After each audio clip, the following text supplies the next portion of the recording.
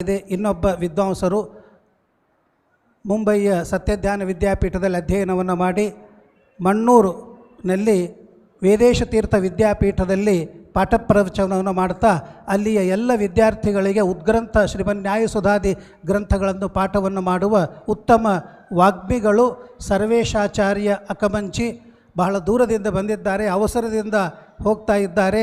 ಆದ್ದರಿಂದ ಆ ಅವಸರದಲ್ಲೇ 5 ನಿಮಿಷದ ಅವಸರದಲ್ಲಿ ತಮ್ಮ ಉಪನ್ಯಾಸವನ್ನು ನಡೆಸಿಕೊಡಬೇಕು ಅಂತ ನಾವು ಅವರಲ್ಲಿ ಕೇಳಿಕೊಳ್ಳುತ್ತೇವೆ. ಉತ್ತಮ ಒಳ್ಳೆಯ ವಾಕ್ಪಟುವಾಗಿರುವ ವಿದ್ವಾಂಸರು, ಆದರೆ ಅನಿವಾರ್ಯವಾಗಿ ಅವರು 5 ನಿಮಿಷದಲ್ಲಿ ತಮ್ಮ ವಿಷಯವನ್ನು ಮಂಡನೆ ಮಾಡ್ತಾರೆ. ಪ್ರಹ್ಲಾದರಾಜರು ಮಾಡಿರುವ ನರಸಿಂಹಸ್ತುತಿ ಅದರಲ್ಲಿರುವ ಒಂದು ಭಾಗವನ್ನು ಹೇಳ್ತಾರೆ.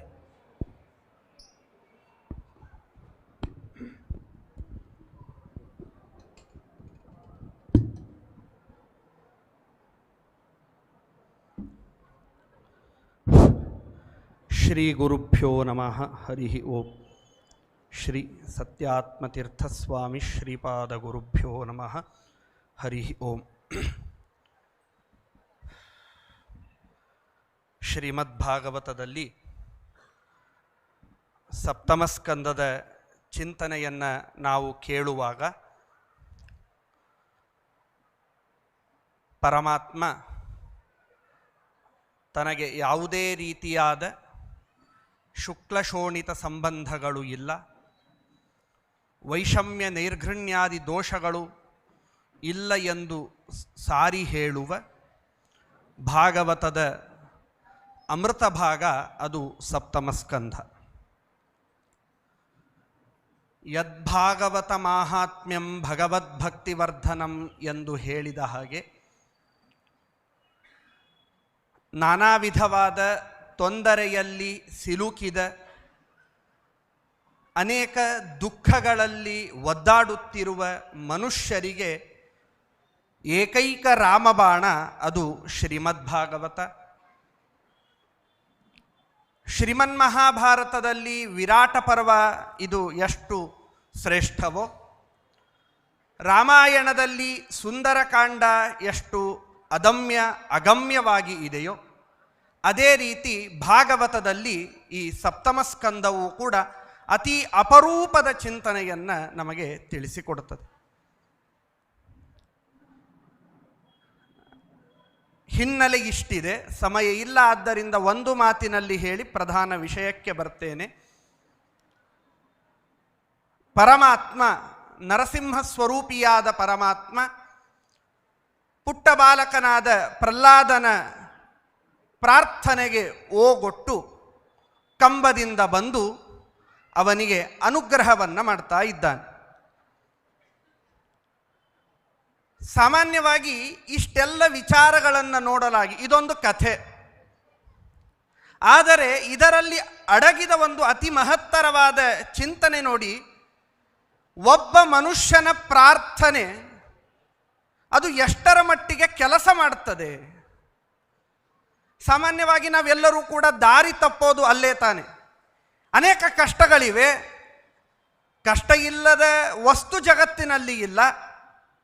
ಆ ಅನೇಕ ಕಷ್ಟಗಳ ಮಧ್ಯದಲ್ಲಿಯೂ ನಂದೊಂದು ಅಂತ ತರ್ತೇವೆಯೇ ಹೊರತು ಸ್ವಾಮಿ ಇದೆಲ್ಲ ನಿಂದೇ ಅನ್ನುವ ತಾತ್ವಿಕ ಭಾವನೆ ನಮ್ಮಲ್ಲಿ ಎಂದೂ ಬರಲಿಲ್ಲ. ವರ್ಷಕ್ಕೊಮ್ಮೆ ನನ್ನ ಮಗ SSLCಯಲ್ಲಿ ಪಾಸ್ ಆಗೋದಕ್ಕೆ ದೇವರ ಪ್ರದಕ್ಷಿಣೆ ನೆನಪಾಯಿತು. ಹೆಂಡತಿ ಗರ್ಭವತಿ ಇದ್ದಾಳೆ, ಅವನಿಗೆ ಉತ್ತಮ ಸಂತಾನ ಬೇಕು ಅನ್ನುವುದಕ್ಕಾಗಿ ದೇವರು ಬೇಕಾಯಿತು ನಮಗೆ. ಎಲ್ಲಿಯೋ ಆಫೀಸಿನಲ್ಲಿ ನನಗೆ ಉತ್ತಮವಾದ ಸ್ಥಾನ ಸಿಗಬೇಕು ಅನ್ನುವುದಕ್ಕಾಗಿ ದೇವರು ಬೇಕಾಯಿತೇ ಹೊರತು ಇಷ್ಟೆಲ್ಲ ಉಪಕಾರ ಮಾಡಿದ ಪರಮಾತ್ಮ, ನೋಡುವುದಕ್ಕೆ ಕಣ್ಣು ಕೊಟ್ಟ, ಮಾತಾಡುವುದಕ್ಕೆ ಬಾಯಿ ಕೊಟ್ಟ, ಕೇಳುವುದಕ್ಕೆ ಕಿವಿ ಕೊಟ್ಟ, ಆಘ್ರಾಣಕ್ಕೆ ಘ್ರಾಣೇಂದ್ರಿಯ ಕೊಟ್ಟ, ಸ್ಪರ್ಶದ ಭಾಗ್ಯ ಅನುಭವಿಸುವ ಚರ್ಮ ಕೊಟ್ಟ ಪರಮಾತ್ಮನಿಗೆ ನಾನು ತಾತ್ವಿಕವಾಗಿ ಪ್ರಾಮಾಣಿಕವಾಗಿ ಏನೂ ಬೇಡದೆ ಪ್ರಾರ್ಥನೆ ಮಾಡ್ತೇನೆ ಅಂದರೆ ಎಂದಾದರೂ ಆ ಭಾವನೆ ನಮ್ಮಲ್ಲಿ ಹುಟ್ಟೀತಾ? ಪ್ರಹ್ಲಾದ ನೋಡಿ, ಸ್ವಾಮಿ ಇಷ್ಟೆಲ್ಲ ಉತ್ತಮ ಜನ ಇದ್ದಾರೆ, ಬ್ರಹ್ಮ ಇದ್ದಾನೆ, ರುದ್ರ ಇದ್ದಾನೆ, ಇಂದ್ರ ಇದ್ದಾನೆ, ಚಂದ್ರ ಇದ್ದಾನೆ, ಇಷ್ಟೆಲ್ಲ ಇದ್ದಾರೆ. ಅವರೆಲ್ಲರೂ ಪ್ರಾರ್ಥನೆ ಮಾಡ್ತಾ ಇದ್ದಾರೆ, ಸ್ವಾಮಿ ಶಾಂತನಾಗೋ ಶಾಂತನಾಗೋ ಶಾಂತನಾಗೋ. ತಿರುಗಿಯೂ ನೋಡಲಿಲ್ಲ. ಆದರೆ ಈ ಪುಟ್ಟ ಬಾಲಕ ಬರ್ತಾನಂತೆ, ಪರಮಾತ್ಮನ ಪಾದ ಮುಟ್ಟಿ ಸಾಷ್ಟಾಂಗ ನಮಸ್ಕಾರವನ್ನು ಮಾಡ್ತಾನಂತೆ. ಏನು ಭಾಗ್ಯ ಸ್ವಾಮಿ, ನಿನ್ನ ಅಮೃತಮಯವಾದ ಕರಗಳಿಂದ ಅವನನ್ನು ಎತ್ತಿ ಹಿಡಿತೀಯಂತೆ, ತಲೆ ಮೇಲೆ ಕೈ ಇಡ್ತೀಯಂತೆ, ನಾನಿದ್ದೇನೆ ಶಾಂತನಾಗ್ತೀನಿ ಅಂತ ಹೇಳಬೇಕಾದರೆ ಆ ಪುಟ್ಟ ಬಾಲಕ ತಾಯಿಯ ಗರ್ಭದಲ್ಲಿದ್ದಾಗ ಅದೆಷ್ಟು ಬರಿಯ ಪ್ರಾರ್ಥನೆ ಮಾಡಿರ್ಲಿಕ್ಕಿಲ್ಲ. ಬ್ರಹ್ಮಾದಯ ಸುರಗಣ ಮುನಯೋಥ ಸಿದ್ಧ ಕಿಂ ತೋಷ್ಟು ಮರ್ಹತಿ ಸಮೇ ಹರಿರುಗ್ರ ಜಾತೆ. ಎಲ್ಲಿಯೋ ದೊಡ್ಡ ಶ್ರೀಮಂತರ ಮನೆಯಲ್ಲಿಯೋ ಭಾರಿ ತಪಸ್ಸು ಮಾಡಿಯೋ ಏನೇನೋ ಕರ್ಮವನ್ನ ಮಾಡ್ತಾರೆ, ಏನೇನೋ ಪ್ರದಕ್ಷಿಣೆ ಹಾಕ್ತಾರೆ, ಎಷ್ಟೆಲ್ಲ ಜಪ ತಪ ಎಲ್ಲ ಮಾಡ್ತಾರೆ.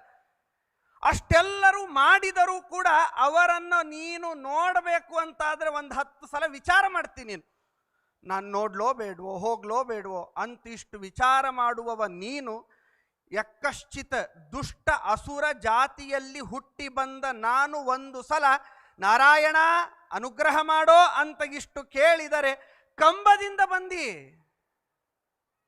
ಸ್ತಂಭಾರ್ಭಕಾಸಹನ ಡಿಂಬಾಯ ದತ್ತವರ ಗಂಭೀರನಾದ ನೃಹರೇ. ಆ ಮಟ್ಟದ ಪ್ರಾರ್ಥನೆಯಲ್ಲಿ ಪ್ರಹ್ಲಾದರಾಜರ ಒಂದು ಚಿಂತನೆ ನೋಡಿ. ಕೋನ್ವತ್ರತೆ ಖಿಲಗುರೋ ಭಗವನ್ ಪ್ರಯಾಸ ಉತ್ತಾರಣೆಸ್ಯ ಭವ ಸಂಭವ ಲೋಪಹೇತೋ ಮೂಢೇಶು ವೈ ಮಹದನುಗ್ರಹ ಆರ್ತಬಂಧೋ ಕಿಂ ತೇನ ತೇ ಪ್ರಿಯಜನಾನ್ ಅನುಸೇವಮಾನಃ. ಒಂದು ಅಪರೂಪದ ಚಿಂತನೆ ನಾವಿಲ್ಲಿ ತಿಳಿಬೇಕು. ಪ್ರಾಯಶಃ ಆ ಮಾತು ಆಡುವಷ್ಟು ಯೋಗ್ಯತೆ ನನಗಲ್ಲ, ಅಷ್ಟು ಬಾಯಿಯೂ ದೊಡ್ಡದಲ್ಲ, ಅಷ್ಟು ಬುದ್ಧಿಯೂ ದೊಡ್ಡದಲ್ಲ. ಮೇಲ್ನೋಟಕ್ಕೆ ನೋಡಿದರೆ ಇಷ್ಟ ಮಾತ್ರ ಅನಿಸ್ತದೆ. ಈ ಮಟ್ಟದ ಆರ್ತತೆ, ಈ ಮಟ್ಟದ ಪರಮಾತ್ಮನ ಪಾದಾರವಿಂದಗಳಲ್ಲಿ ನಮ್ಮನ್ನು ನಾವು ತೊಡಗಿಸಿಕೊಳ್ಳುವ, ಭಕ್ತಿ ಮಾಡುವ, ಪ್ರಾರ್ಥನೆ ಮಾಡುವ ಈ ಚಿಂತನೆ ಪ್ರಾಯಶಃ ಎಲ್ಲಿಯೂ ಹೇಳಿಲ್ಲ.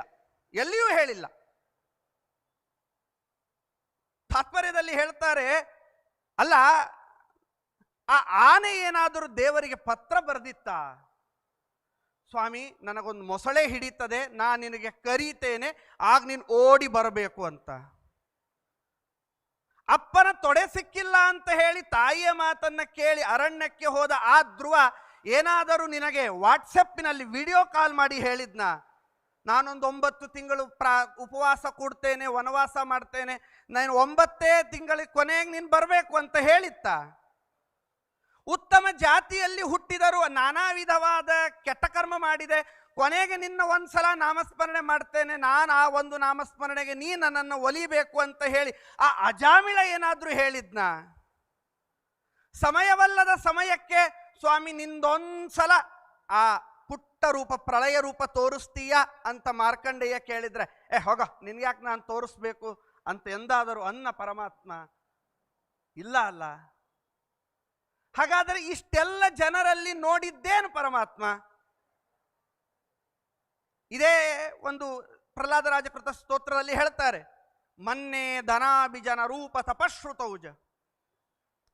ಉತ್ತಮ ಬ್ರಾಹ್ಮಣ್ಯ, ಉತ್ತಮ ಸಾಧನೆ, ಉತ್ತಮ ಕರ್ಮ, ಉತ್ತಮ ಚಿಂತನೆ ಇಷ್ಟೆಲ್ಲ ಮಾಡಿದವರಿಗೆ ನೀನೇನಾದರೂ ಒಲಿದಿದ್ದಿ ಅಂತಾದರೆ ಅದಕ್ಕೊಂದು ಅರ್ಥ ಇದೆ ಸ್ವಾಮಿ. ನನ್ನಂಥವನನ್ನ ಕೇವಲ ಒಂದು ನರಹುಳ ಅವರಪ್ಪನೇ ಬೈದಿದ್ದ ಅವನಿಗೆ, ದೈತೇಯ ಚಂದನವನೇ ಜಾತೋಯಂ ಕಂಟಕದ್ರುಮಃ, ದೈತ್ಯರೆಂಬ ಸುಗಂಧಭರಿತವಾದ ಈ ವೃಕ್ಷದಲ್ಲಿ ನನ್ನ ಮಗನೇ ಮುಳ್ಳಿದ್ದಂಗಿದ್ದೀಯೋ ನೀನು ಅಂತವ್ರ ಅಪ್ಪನ ಕಡೆಯಿಂದಲೇ ಬೈಸ್ಕೊಂಡಿದ್ದ. ಇಂಥವ ಪ್ರಾರ್ಥನೆ ಮಾಡಿದರೆ ಪರಮಾತ್ಮ ಬರ್ತಾನೆ ಅಂದರೆ ಏನು ಆಶ್ಚರ್ಯ ಅಂದರೆ, ನಾವು ಮಾಡಬೇಕಾದ ಅತಿ ದಾರ್ಢ್ಯವಾದ ಪ್ರಾರ್ಥನೆ ಒಂದೇ ನಮಗೆ ಜೀವನಕ್ಕೆ ತಾರಕ. ಹೇ ಅಖಿಲ ಗುರು, ಜ್ಞಾನಪ್ರದನಾದಂತಹ ಹೇ ಪರಮಾತ್ಮ, ಷಡ್ಗುಣೈಶ್ವರ್ಯ ಸಂಪನ್ನನಾದಂತಹ ಪರಮಾತ್ಮ, ಇಡೀ ಜಗತ್ತಿನ ಸೃಷ್ಟಿ ಸ್ಥಿತಿ ಲಯಾದಿಗಳಿಗೆ ಕಾರಣನಾದಂತಹ ಪರಮಾತ್ಮ, ಇದೆಲ್ಲ ನೋಡಲಾಗಿ ಎಷ್ಟು ಚಂದ ನೋಡಿ ಭಾಗವತದ ಮಾತು. ಕಹನು ಪ್ರಯಾಸ, ಇದರಿಂದ ನಿನಗೆ ಏನಾದರೂ ತೊಂದರೆ ಆಯ್ತಾ? ಇದರಿಂದ ನಿನಗೇನಾದರೂ ಸ್ವಲ್ಪ ಶ್ರಾಂತತೆ ಅಂತ ಅನಿಸ್ತಾ? ಸರ್ವಥಾ ಅನಿಸ್ಲಿಲ್ಲ ನಿನಗೆ. ಹಾಗಾದರೆ ಇಲ್ಲಿ ಈ ಒಂದು ಚಿಂತನೆಯಲ್ಲಿ ನಮ್ಮಲ್ಲಿ ಇಲ್ಲದೇ ಇರುವುದು ಒಂದೇ, ನಾವು ದೇವರಿಗಾಗಿ ಮಾಡಬೇಕಾದ ಪ್ರಾರ್ಥನೆಯ ಕಮ್ಮಿ ನಮ್ಮಲ್ಲಿದೆ. ಪ್ರಾರ್ಥನೆಯ ಕಮ್ಮಿ ನಮ್ಮಲ್ಲಿ ಇದೆ. ಹಾಗಾಗಿ ನಾವು ಇದನ್ನೇ ಒಬ್ಬರು ಪ್ರೇಯರ್ ಅಂತ ಕರೆದ್ರು. ಕಪ್ಪನೆಯ ದಪ್ಪದ ಪುಸ್ತಕ ಹಿಡ್ಕೊಂಡು ಇದಕ್ಕೊಬ್ಬ ಪ್ರೇಯರ್ ಅಂತ ಕರೆದ. ಇನ್ನೊಬ್ಬ ಯಾವುದೋ ಒಂದು ದಿಕ್ಕಿಗೆ ಕೂತು ಅದನ್ನು ಒಂದು ರೀತಿಯಾಗಿ ಶಬ್ದ ಕೊಟ್ಟ. ಇದೆಲ್ಲ ನೋಡ್ಲಿಕ್ಕೆ ನಮಗೆ ಚಂದ, ಇದೆಲ್ಲ ನೋಡ್ಲಿಕ್ಕೆ ನಮಗೆ ಚಂದ. ಆದರೆ ನಮ್ಮಲ್ಲಿ ಹೇಳಿದಂತಹ ಈ ಪ್ರಾರ್ಥನೆ, ನಮ್ಮಲ್ಲಿ ಹೇಳಿದಂತಹ ಈ ತಿಳುವಳಿಕೆ ನೋಡಿದರೆ ನಮಗೆ ಗೊತ್ತಿಲ್ಲ. ನಾವು ಎಂಥವ್ರು ಗೊತ್ತೇನು? ಸಬ್ಸ್ಕ್ರಿಪ್ಷನ್ ತಗೊಂಡು ಭಾಗವತ ಕೇಳುವಂಥವ್ರು ನಾವೆಲ್ಲ.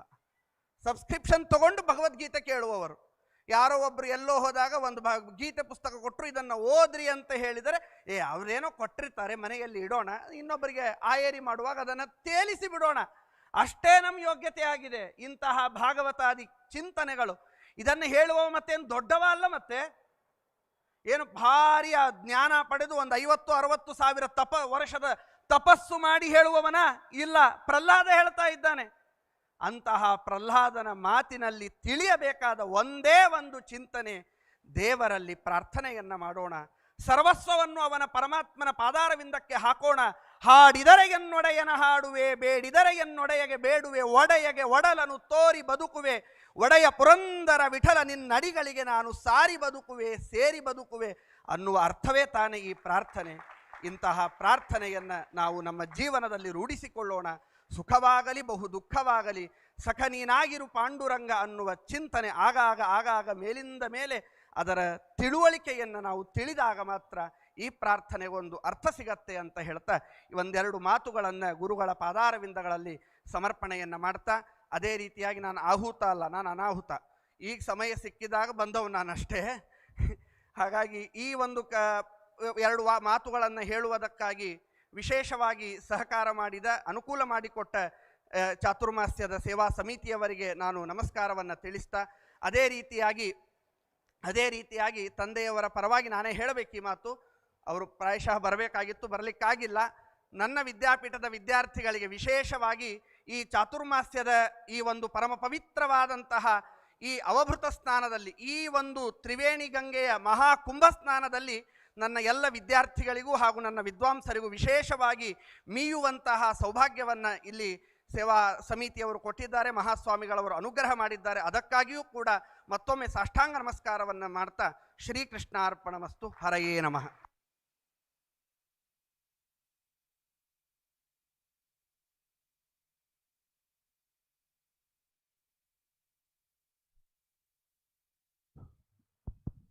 ಪ್ರವಚನದ ಬಗ್ಗೆ ನಾನು ಹೇಳುವ ಕಾರಣವೇ ಇಲ್ಲ. ನೀವೆಲ್ಲರೂ ಸ್ಪಂದನೆ ಮಾಡಿದ್ದೀರಿ. ನಿಮ್ಮೆಲ್ಲರ ಮುಖದಲ್ಲಿರುವ ಒಂದು ಸಂತೋಷವೇ ತಿಳಿಸಿದೆ. ಅವರಿಗೆ ಧನ್ಯವಾದಗಳು. ಮಂಡೂರಿನ ಮಾಧವ ತೀರ್ಥರ ಮೂಲ ವೃಂದಾವನದಿಂದ ಬಂದಿರತಕ್ಕಂತಹ ಒಂದು ಶೇಷವಸ್ತ್ರ, ಸಾಧಿತಾಕಿಲ ಸತ್ತತ್ವಂ ಬಾಧಿಕಾಕಿಲ ಸನ್ಮತಂ ಬಾಧಿತಾಕಿಲ ದುರ್ಮತಂ ಬೋಧಿತಾಕಿಲ ಸನ್ಮಾರ್ಗಂ ಮಾಧವಾಖ್ಯ ಯತಿಂ ಭಜೆ.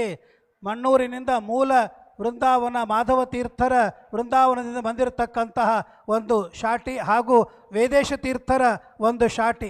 ವಿದೋಷಭಾಶ್ಚಿಂತಿತ ಸನ್ಮನೋರಥ ಪ್ರಧಿಸುಧಿ ಮಂಡನಾಯಿತ ಸದಾ ಮಮಾಜ್ಞಾನ ತಮೋ ವಿನಾಶಕ ಶ್ರುತೀಶ ಚಿಂತಾಮಣಿರಸ್ತು ಭೂತಿದಃ. ಮಹಾಸ್ವಾಮಿ